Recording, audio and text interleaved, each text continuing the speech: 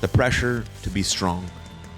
From a young age, many men and boys are taught to suppress their emotions, being told phrases like, "boys don't cry." This societal conditioning can make them feel that showing vulnerability is a sign of weakness. As a result, they often bottle up their emotions, leading to increased stress and lots of times mental health issues. That's why we see the suicide rate highest in males.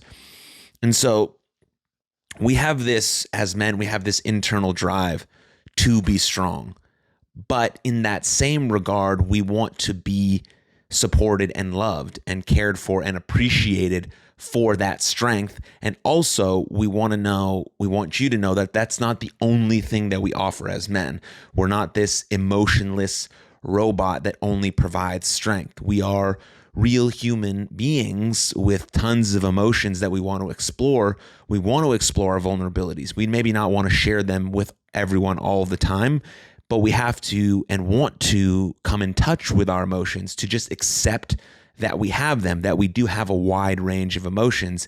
And if we're speaking about being vulnerable, it's just the combination of being courageous and truthful.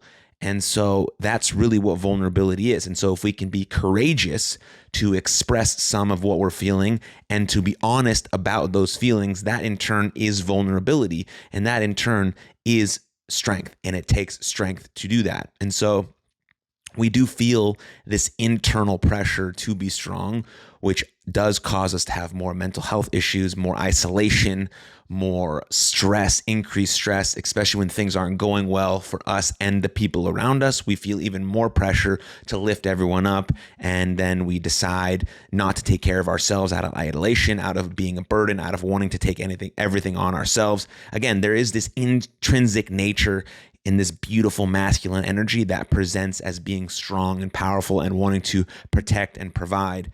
But there's also times where we do need help. We do need help from our friends, from our family, and we have to be courageous and brave enough to want to share that. And that's very important. So number 2 falls right in line with that. All of these just sort of fall in line with each other. And you'll hear me sort of repeat myself throughout because there's some very important themes that men face daily that they usually don't express. That's why these are silent struggles. And if we can bring them out of darkness into the light, we can start to help boys and men flourish a little bit. And that's what I've done with a lot of episodes on this podcast, bringing on guests that are experts in the subject. We can really talk about and have men flourish and have great well-being and deeply and heavily reduce the suicide rates in men and have them, have action-oriented mental health plans and things of that nature. And so number 2 is this fear of failure. It goes right along with the pressure to be strong. We have this pressure to be strong, and then we have this deep, deep fear of failing everyone around us, of not being good enough, of letting everyone down, because we're putting the weight of the world on our shoulders. And so we feel like we're going to let everyone down and we're just a worthless sack and we're going to fail. And so society often places the burden of being everything on men. This expectation can lead to immense fear of failure, both professionally and personally, but even more so professionally, because that's really where we have to provide. And that's where a lot of people societally and culturally think that we have our value, just what we provide. But men have just as much intrinsic value as anyone there. We are remarkable creatures.